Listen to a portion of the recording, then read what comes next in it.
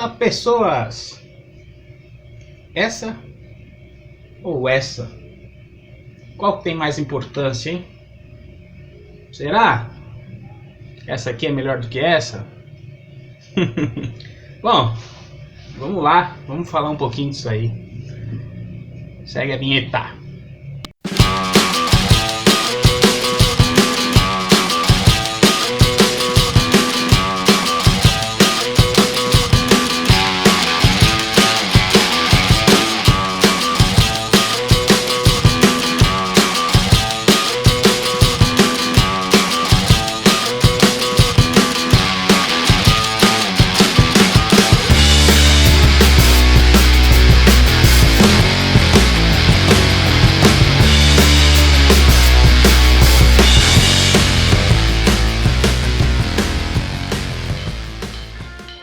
Gravando aqui, tava de olho no nível da bateria. Vamos ver se eu consigo fazer tudo certinho. Bom, todo mundo começa com essa aqui, né? Em qualquer arte aí, né? Teve uma que disseram que você começa por essa, e aí você vai clareando, e não sei o que. Já falaram que isso aqui, na verdade, das coloridas até chegar aqui é porque tem a ver com cor de arco-íris. Aí tem arte que tem menos cores. Qual a importância disso daí? Ó, fisicamente falando, essa aqui eu deixo até verificar aqui, ó. Essa aqui eu ganhei, tá? Do Sensei Pedro, lá de Vinhedo. Um abraço, meu chapa. Preciso visitar o seu dojo ainda. O Shizeiki, dá aula com ótimo Aikido e dá aula com partes de defesas pessoais, já está incrementando um monte de coisa lá. Comprei Dogi com ele. Dogi é o famoso kimono. Olha, tô ficando velho para enxergar de perto. É a mesma marca que a marca dele lá, tá? Não tem, ó, uma marcação aqui, tô abrindo elas aqui, ó, de qual modalidade, não tem fitinhas coloridas depois uma na outra, enfim. Então, fisicamente falando, por esse aspecto, só uma faixa, né? Não muda nada. Um preceito que todos querem quero chegar lá, e depois que eu chegar lá eu não posso perder, né? Eu preciso ser invencível. Então isso eu lembrei de um cidadão que treinava na academia que eu lecionei lá em Bauru, e ele tinha, não, cara, mas tem que ser. Aí ele pegava um colega dele de treino lá e não conseguia finalizar o cara, né? Seja com chave, seja com estrangulamento, sei lá o que o cara fazia lá. E depois, quando ele conseguiu uma vez, ele falou que na outra o cara veio igual um demônio lá e tal, aí ele perdeu feio. Eu falei, então, aí você vai ter a sua faixa preta, vai mudar o que disso daí? Nada, né? Eu passei por várias modalidades, e dentro de cada modalidade, um primeiro princípio para você entender cada um tem um corpo físico. Ó, que novidade, né? Cada um tem um feeling de percepção para aquilo. Cada um consegue, às vezes, entender a técnica de uma maneira. Dependendo da técnica, você vai ter menos técnica e mais força. Ou seja, ela vai funcionar para algumas situações. O famoso Arquimedes, né? Me dê, como é que é? Deixa eu ver aqui, tô aqui. A frase do Arquimedes. Deixa eu pôr isso aqui para cá. É a famosa alavanca, né?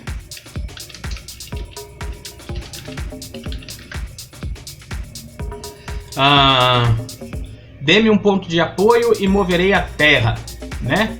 Então, ou seja, isso que ele falava, né? Teve outra aqui. Dê-me uma alavanca longa e suficiente e um suporte forte o suficiente que eu poderei sozinho movimentar o mundo, né? Então tem muita... Lembrem-se de um armlock, por exemplo. né? Tem muita técnica que é baseada nisso, então você depende de um fator físico para poder chegar numa conclusão. Então eu vi uma vez uma discussão de um sensei aí de uma arte marcial questionando outra, por essa visão de que vai chegar no momento que não vai ser mais a técnica, mas a arte é suave, a arte é não sei o que, vai predominar a força física. Então tem artes que vão mesmo lhe predominar para essa forma, e tem outras que você vai ver coisas onde vem aqueles questionamentos, o tal do chi que o japonês falava, o tal do ki, que na verdade quando o arroz está nascendo, ele faz assim, ó, puff, ele solta uma fumacinha. Tanto que o símbolo chinês do Qi, que depois foi pro japonês lá e virou o Ki, né, pela pronúncia, era esse puff, essa energia vital que ele soltava assim de manhã. Então o chinês agregou isso daí, tá? Se foi o japonês, vocês me perdoem, mas acho que foi no chinês mesmo, ainda na antiga China lá. E aí às vezes você vê coisas, né? O famoso Bruce Lee no soco de uma polegada, que divulgou. Eu vi vídeos recentemente que o rapaz estava nessa distância aqui, ó, dos dedos, tá? Ele fazia assim, ó, fechava ali, então se o alvo era aqui, ele só fazia isso, ó. E essa pancada assim, ele vazava, né, um pouquinho mais, né? Quebrava tijolos, algumas coisas assim, que eu falei, caramba, não é força, nem técnica, o calejamento dos ossos. Vou deixar o card do vídeo que eu gravei aqui do Bruce Lee, onde eu mostro alguns livros antigos que falavam como você se calejar para ter o soco de uma polegada e tudo mais. Mostrei fotos lá também do calejamento que o Bruce Lee tinha. Outra coisa, então outro objetivo que a gente tem que pensar entrando dentro de uma arte marcial, além dos limites físicos, das diferenças físicas, às vezes você tem o seu dia a dia profissional. Dependendo da sua profissão, você não pode aparecer todo arrebentado no dia seguinte. Me lembrei de um colega que era de um escritório ao lado do meu, e ele tava lá cheio dos roxos lá. Eu falei, rapaz, foi pro ringue, ele treinava, né, Muay Thai, né? Ele falou, saiu lá um treino lá e tal. Eu falei, bom, mas o escritório era dele, junto com o irmão e tudo mais. Então, tipo, naquele caso ele podia. Outra situação complicada, imagina se durante o seu treino que você quer chegar lá, igual nós vimos, infelizmente, graves acidentes no MMA, daquela arrebentar a perna no meio, literalmente. Imagina você tá treinando para ser um campeão de Muay Thai e aí você se arrebenta ainda treinando, né? E aí de repente a pessoa tem um dom para aquilo, para arte marcial, mas ela sofre uma fatalidade e tem que parar. Minha mãe diz que uma filha de amiga dela, no balé, ela tinha um dom absurdo, só que ela machucou o joelho, não lembro se foi num acidente. E aí não podia fazer mais, então o coração dela foi lá para baixo, mas fazer o quê? Eu tenho e tive lesões que eu passo até hoje, e eu já não sei se eu consigo a mesma coisa do que antes, né? E aí eu vou ficar falando que eu sou melhor do que os outros, ou que eu sou pior do que os outros. Aí eu digo, poxa, eu cheguei na faixa preta, eu tive intervalos de treinar, parar por causa de condição de estudo, que eu fui parar para minha vida pessoal, profissional. Eu tive que parar, era o meu objetivo principal, eu sempre gostei da arte marcial, voltei, ocasionou de academia que eu lecionei fechar, tive que sair do local que eu estava por situação do pessoal de saúde do meu pai, tive que largar literalmente tudo, voltar para minha outra cidade, e aí tipo aqui não achar academia para continuar lecionando, não tem ninguém na minha turma, quem era da minha turma era eu, de antiga turma já não dá mais por algumas coisas infelizmente políticas, então eu tenho que continuar com o meu legado ali de onde eu tô. Outro exemplo, então por essa parte de local não existindo, ou de financeiro, de eu não poder subir para outra cidade para treinar e me aperfeiçoar, vai ter os julgamentos até do meu próprio sensei lá, vai falar, pô, o cara então queria ter faixa, vai sumir, falou um abraço, enfim, cada um tem o seu julgamento, eu faço o que eu posso, se a pessoa depois quiser acreditar em mim ou não, eu vou fazer o quê? Então existe o seu objetivo de vida também naquilo que você quer. Eu já cheguei a largar tudo, fiquei uns 5 anos só para me dedicar em treino, achando que aquilo pudesse futuramente me dar um retorno financeiro por gosto, por amor à arte marcial, e aí? Era importante a faixa preta? Era uma importância muito maior do que eu queria chegar, de abrir um espaço. Gosto ainda disso, gostaria ainda disso. Eu fico pensando que eu estou indo para meia idade já, então, e aí, será que eu vou conseguir chegar lá um dia? Que mais? Local antigo, por exemplo, tinha gente que não ia treinar mais lá com a mesma pessoa porque ela tinha um porte físico, era mulher, mais baixa e mais franzina.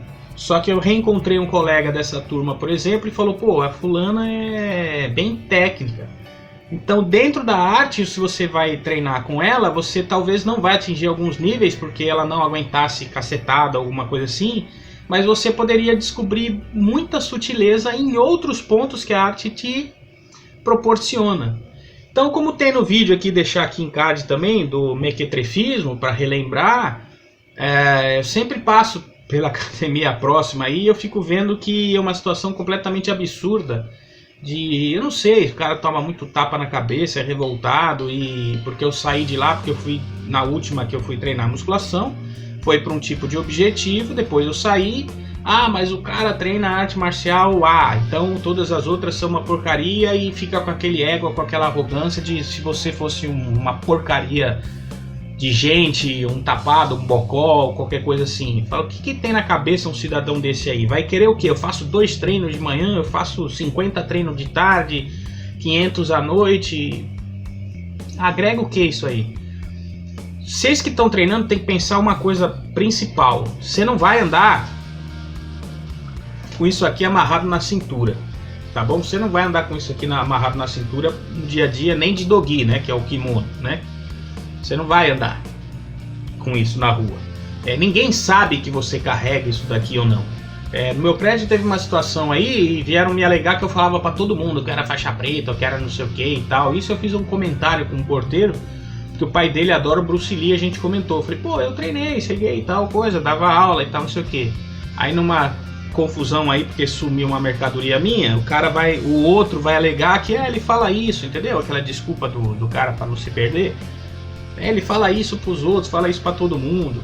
Eu não ando de dogi, eu não ando com a faixa preta amarrada na cintura, entendeu? A faixa, como eu mostrei aqui, a parte física, ela não diz nem que arte que é, né? Então existem vários motivos que você tem que entender para aquilo que você quer. Se o teu destino realmente é for um mestre, chegar até lá, aí gera uma grande importância. A maioria das artes vem do lado oriental, né? Tem da Rússia, tem da China, tem da Mongólia, tem Kalaripayatty, que eu não me lembro se era africano não, Kalaripayatty foi o primeiro na Índia, a primeira arte marcial existente. Depois começou a se expandir, subindo ali, indo para a direita, lá no mapa, para a China, e aí se expandiu para o Japão, se expandiu para o mundo inteiro. Eu confundi com aquela dos bastões, que é o Kali, que acho que é das Filipinas, enfim. Então tem várias, né? Como eu já comentei em outro vídeo, dentro do Kendo, você ou é faixa branca, ou é marrom, ou é preta, assim disse o meu sensei, não sei se hoje ainda é assim. Então, você não sabe qual é o grauzinho do cara tá na marrom, ou qual o grau que ele tá na preta. Se você entrar no meio de todo mundo, for um preta recente, você não sabe qual é o grau da pessoa ali. Tem arte que coloca uns tracinhos ali para te dizer, né? Na que eu faço não, então e daí? O que você tem que entender é que você tem que ser um bom faixa branca. Você tem que ser um bom faixa branca sempre. Porque se você tiver uma boa base desde o início, aí você vai aguentar chegar nisso daqui. Eu já fui subjugado de que eu não conseguiria chegar na faixa preta. Depois fui lá e cheguei. Surpreendi o meu próprio primeiro professor da última arte que eu fiz, só que não fui ao nível que ele queria. Eu tenho plena razão disso, por minhas limitâncias.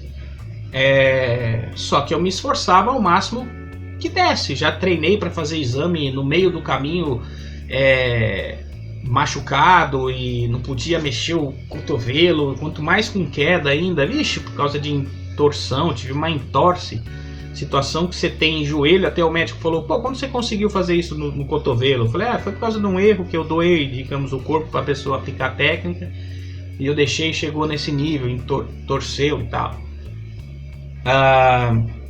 O meio do caminho também, entre a branca e a preta, é onde a galera começa a chegar lá e desenvolver-se bastante. E aí o ego, por causa do vídeo do mequetrefismo que eu lembrei aí, que tava falando, você começa a se achar porque o corpo começa a assimilar, a técnica começa a entrar mais. Aí eu lembro desse meu primeiro sensei aí, que ele falou assim, ó, agora que vocês estão achando que vocês sabem tudo, eu vou mostrar pra vocês que o balãozinho do ego de vocês está cheio e eu vou esvaziar. Aí ele ia lá, descia a linha na gente, parecia que a gente não sabia nada. Você falava, caramba, cara. É bem louco isso. Então, eu tive a sorte de ter um cara excelente dentro daquela arte. Você vê que eu não estou falando nome, porque eu estou falando na minha visão em geral do que eu entendo dessas artes marciais aí, né? Então, às vezes no meio do caminho, você já está achando que sabe tudo, e aí se for um mestre bom, ele vai lá e te pode. Eu tive um aluno que depois, mas no site está dizendo que é 3 meses para mudar de faixa. Eu falei, vai mudar de faixa quando eu disser que está pronto. Não, mas lá no site está falando, vai mudar de faixa quando eu disser que está pronto. Aí treinava 2 coisas diferentes, ou estava arrebentado.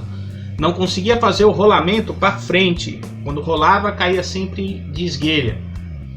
Não, mas até lá eu conserto isso aí. Falei, vai fazer o rolamento, vai fazer o exame de faixa quando eu disser.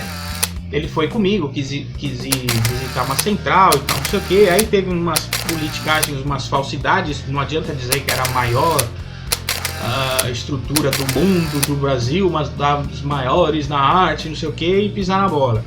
O que aconteceu?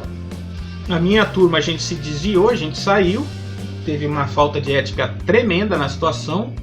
O próprio último aí, penúltimo, quis mandar e-mail para os meus alunos por trás de mim, né, sobre os panos, e aí roubando a turma, porque estava desesperado para ter a arte na cidade, da turma deles. Em resumo, nunca conseguiram até agora. Por quê? Porque não adianta você ficar dando faixa para as pessoas, ou subjugá-las que elas vêm de outra academia ou não, porque cada local é um local com todas essas partes que eu falei. E aí eu até entendo que você, poxa, deixa a pessoa se galgar, ganhar um nível ou outro, chegar lá, não ser tão ríspido, mas se ela não tiver uma condição até mesmo psicológica para uma graduação, esquece, vai dar problema. Tal aluno dizia-se ser rico, já aposentado, com 20 e poucos anos, trabalhava com ações e não sei o que. Que bom, sucesso para ele, mas ele não ia entender o que era a espiritualidade da arte com essa mente material. Por isso que se arrebentava. Existem muitas questões psicológicas que, do jeito que você agir para dentro de você prejudica o seu corpo. E aí você prejudicando o seu corpo, vem lesões, vem acidentes, vem um monte de coisa. Você não percebe, mas às vezes o estresse, de repente você toma uma chave, tinham chaves que a gente tinha por pressão, e aí ficavam os hematomas, e aí esses hematomas sempre aumentavam, sempre teu corpo dava uma amostra de que estava debilitado, por essa tensão de mais. Eu já fui confundido de achar que eu queria porque eu queria dar aula, só que quando eu fui ver, eu tinha que subir algum grau para eu poder aprender mais, e depois, quando eu tinha alguns graus, eu voltava para treinar com a galera mais nova, branca, tinha amarela e tal, porque deixa eu ver se eu aprendi mesmo, porque às vezes você não percebe, dentro do seu treino, você acaba criando um reflexo condicionado. É bom para uma defesa do seu corpo, mediante a arte que você treina, para você não se machucar durante a execução, e de repente pode ser prejudicial porque você está achando que está aplicando a técnica e na verdade você está num condicionamento mútuo com o seu adversário lá, ou seu parceiro, melhor dizendo, né? Melhor dizer parceiro de treino, parceiro, parceira, homem ou mulher, obviamente. E quando você pega alguém que está menos acostumado, se você não souber aplicar a técnica direitinho, a técnica não vai funcionar. E aí você vai ver que você tem que treinar mais e mais.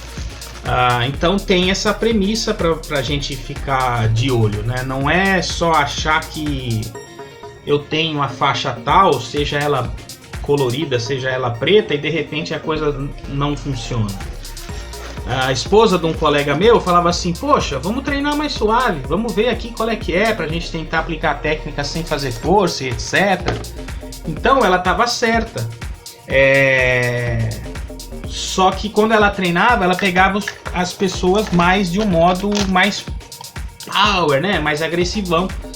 E aí ela queria entender algo de suavidade, que, como eu disse, dependendo da arte marcial que você vai treinar, eu já tomei chaves assim, achando que eu tava ríspido ali, falando, não, agora isso aqui tá um bloco, não vai dobrar. E de repente, sem fazer força, eu tomava uma chave e falava, cara, como que isso é possível?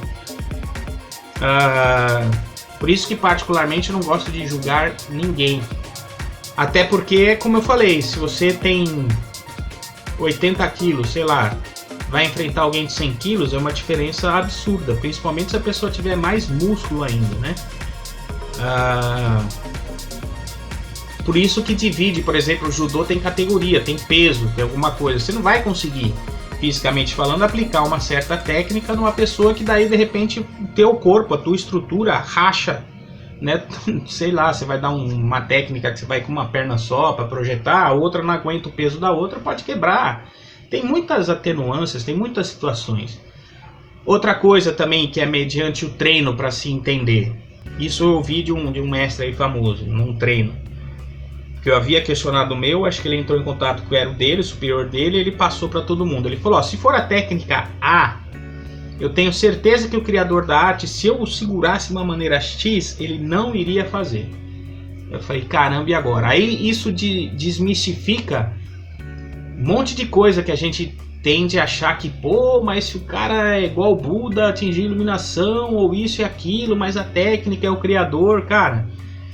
Às vezes a situação A só vai funcionar se existirem algumas premissas. Se não, realmente você tem que fazer o quê? Se adaptar. Então você perdeu? Então a técnica não funciona?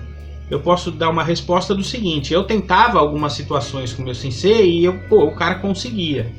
E aí eu já o coloquei, desde quando eu comecei em 94, a última em questão, e aí eu pegava um cara mais forte que eu, falava, pô, mas se o cara travar, e ele ia lá e aplicava, eu falava, caramba, então ele conseguia. Ele treinou, se dedicou, já treinou, ele falou que, pô, tô treinando com o braço aqui, deslocou o ombro ou o antebraço, mas vou continuar atacando com o outro. Cada um onde quer ir, né? Cada um com seu sangue nos olhos, né? Então,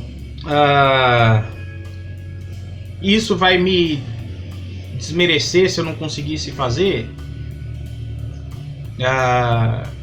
E aí, infelizmente, esse julgamento a gente tem. Eu vi isso, como eu comentei nessa penúltima escola de se acharem os top master of the world aí, e aí realmente eu falei, pô, tem muita gente que tá ruim para aquilo da minha conclusão.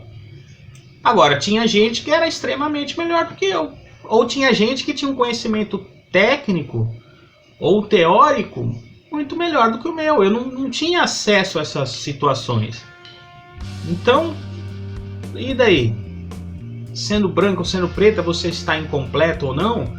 Por isso que tem várias artes que eles vão te colocar o chamado Kihon, que é a matéria para você seguir. Quem criou isso aí já sabe, ó, esse processo, faz esse processo aí. Particularmente eu já estive muito bem antes do meio do caminho, contando, sei lá, 7 faixas aí intermediárias, e não consegui repetir a mesma coisa. Como eu digo, pô, indo para 50 anos é diferente de você treinar com 20 anos de idade. Esse tal mestre que me disse sobre a situação que, pô, se eu travasse o criador e tal, não sei o que, hoje ele tem uma outra visão, que dentro dessa arte é dito, pô, treina e executa sem fazer força. É uma doideira. Teu cérebro entender isso e conseguir aplicar isso, nossa, é mais difícil ainda do que você treinar o soco, você calejar o braço para dar o soco. Então, passar a técnica para alguém, para você realmente conseguir chegar lá e ser faixa preta, todo mundo vai conseguir dentro das suas limitâncias e dentro do que cada escola vai exigir de você. Eu estava comentando com um colega meu numa vontade que eu tenho de superar uns limites para andar naquele caminho de Santiago. Para fazer esse caminho de Santiago, você tem que ter um preparo, acho que no mínimo de 6 a 9 meses. E é só andar, mais nada. Só que esse só andar mais nada, eu sei as minhas juntas hoje de joelho, essas coisas, quando eu vou subir uma escada. E você imaginar se você fizesse o caminho mais longo, onde dizem que a média são 30 dias de caminhada. Então não é a faixa preta que vai resolver. Agora, o que eu estou agregando nisso? Num treino dentro do Kendo, eu fiz uma ocasião de um exercício. Imaginem os 100 pulos, sabe, né? Que 100 pulos, de abrir as pernas assim e os braços, né? Então você vai fazer 1000 vezes isso. Aí quando foi ver, a gente fez 2000, 3000, depois teve gente que conseguiu fazer 5000. Às vezes é uma coisa tola, mas o que eu quero dizer? Era mais ou menos isso, tá? Só que era para frente e para trás, assim. Seu corpo vai chegar num limite, aí você vai começar a cair, tua resistência e tal, não sei o que. Se você conseguir se manter, depois não desistindo, parece que ele entra num outro nível, você até consegue, você vai estar morrendo, de repente o corpo começa a te dar mais energia, para te dar mais sustentação, aí você consegue subir teu nível de resistência novamente. Aí você vai conseguir se manter por mais um tempo, de repente você vai cair de novo. Tem gente que às vezes dá uma parada, dá uma queda, não sei o que, depois você volta e tal, e assim vai. Aí você vai adquirindo a resistência, vai ganhando esses pontos, como o pessoal fala do andar, que, poxa, eu venci a minha resistência, é algo de espiritualidade, não sei o que, porque você vai conseguir, às vezes, se transcender, assim, vamos dizer assim. Tem indiano que eu revi recentemente, não vai dar pra ver aqui pela tela, pela distância, mas o cara ficava assim, ó. Aí o braço do cara é fino, até hoje ele ficava com a mão meio fechada assim, tudo atrofiado, né? Ficava com o braço assim. E o cara tá, sei lá, 10 anos com o braço de pé assim. E aí? Entenderam? É doido tudo isso, né? São limites que o ser humano pode ir. Eu já soube de documentários que eu vi, onde a pessoa caiu numa caverna. Eles estavam associando a situação de Jesus sobre os 40 dias e 40 noites. Será que foi verdade? Será que não foi verdade, sabe? E aí eles viram que um cidadão caído lá num acidente, ele conseguiu viver 30 dias lá caído, parado, sem água, sem nada. O corpo vai te debilitando, ele pega, por incrível que pareça, por isso que a gente quer emagrecer, é mais difícil, ele pega o músculo primeiro, e depois que ele comeu uma reserva que tem ali, glicogênio e tal, aí ele vai vendo todos os isso depois de todos os substratos que você tiver de alimentação. Aí ele vai para suas gorduras e tal. Então assim, o cara ficou nesse acidente, nessa tortura lá caído, nesses 30 dias, eu acho, ou 33, uma coisa assim. E resgataram ele e tal, vivo, né? O corpo foi suprindo tudo isso. Então eles falaram, pô, passou do limite que a galera fala que, por exemplo, são 3 dias que você fica sem dormir, depois o corpo te dá um baque e você não aguenta. Acho que uma semana sem água no máximo, mas isso ingerindo alimentos, ou uma semana só com água, enfim, entendeu? Eu não me recordo. O que eu quero dizer são vários limites que a gente tem para a gente se transcender. Então eu acho que o melhor motivo para você treinar numa arte marcial é pensar todas essas limitâncias, essas situações reais que existem para você, seu dia a dia, sua profissão, seu objetivo, se é só como um treino, só como uma academia, só para quem sabe se acontecer alguma coisa comigo na rua, ou sei lá. E se você quer se transcender fisicamente, tentar vencer a si próprio. Porque vencer o adversário, como o colega lá, poxa, ganhei uma vez, depois o cara me atropelou, isso aí vai sempre existir, isso não vai morrer. Mas ele conseguiu, chegando lá na faixa preta, e a cabeça do cidadão lá, uma vez quando eu conversei com ele, o cara que ganhou, não posso perder, não, é sem perda. Talvez por essa situação dele dizer, pô, não, a nossa arte é tete a tete direto, então é sem perda. E acabou, então tem que chegar lá, tem que ser sempre ali e acabou. Só que isso dentro do tatame, não era nem competição de troféu, assim, nem nada. Também não sei se ele competia fora ou não, porque competir depois só naquelas pessoas que você vai acabar se habituando é uma coisa. Aí quando você vai em seminários, quando você junta com outra galera, aí você vai treinar em outras situações, é aí que a gente vê. Aqui teve uma história bonita do Rogério Sampaio, que ganhou o judô, a medalha de ouro. Teve um documentário dele na televisão e ele falou, pô, eu ganhei, foi uma história que aconteceu, um acidente com meu irmão, ele faleceu e tal, não sei o que, tipo assim, meio que sobrou no destino pra ele foi lá e ganhou. No outro ano, ele não conseguiu, eu não lembro se era a Olimpíada, eu sei que da outra vez ele não conseguiu. Acho que é campeão olímpico mesmo. E aí? Entendeu? Então o destino pra ele já foi. O que interessa é que ele tem a academia dele hoje, tá dando a aula dele lá, ele passa o conhecimento dele e o judô continua sendo transmitido. Ponto final. Né? A faixa preta é a faixa preta. É legal quando você vê que a faixa preta começa a ficar assim, ó, começa a ficar branca, cara. Você vê, a minha tá nova ainda, né? Tô também uns anos fora do tatame por essas situações financeiras, tive a situação pessoal do meu pai, etc. Então a cabeça virou uma turbulência danada. Isso aqui os caras tiram onda. Pô, isso aí é faixa preta novinho, né? Porque o que a galera fala pra quem quer ser faixa preta? Não se lava a faixa. Vai ficar fedida, não sei o que lá. Não se lava a faixa. Entendeu? Você vai deixar ela desbotar na raça. Quando ela estiver desbotando ali, você fala, pô, cara, aí o cara é bom, entendeu? Tem esses mitos aí. Mas cada um é cada um, entendeu? Então pense nisso aí, porque a arrogância de você falar que você é melhor, igual no vídeo aí que eu falei do mequetrefismo, pros outros, não diz nada. Eu penso assim também, eu treino, tenho tal grau, aí eu fui treinar em tal lugar, numa arte que você sabe que tem que ter harmonia entre você e o adversário, onde a técnica é dita, técnica X, sei lá, aí você vai lá e lesiona o seu oponente. Aí quem errou? Você.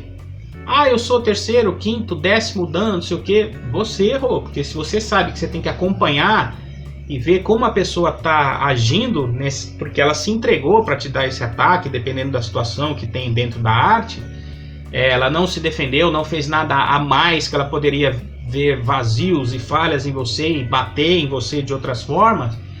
Ela espera, né, de certa forma, que você aplique tudo ali. Então, se você machuca o seu adversário, para mim, nesse ponto, você está errado.